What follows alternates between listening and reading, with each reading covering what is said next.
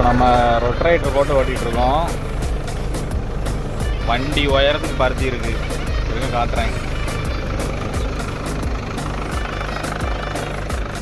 வண்டிக்கு மேலே பருத்தி இருக்கு பார்த்தீங்களா? இந்த வயல் ஃபுல்லாமே அப்படிதான் இருக்கு. ஆடு வச்சு மேய்க்க விட்டாங்க. மேலெல்லாம் பருத்தி இருக்கா?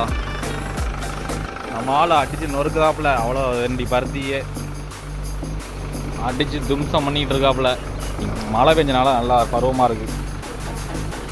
ஆனால் கத்திலாம் கம்மியாக தான் இருக்குது வண்டியில். பாருங்கள், கத்தி வந்து கத்தி தான் இருக்கும்.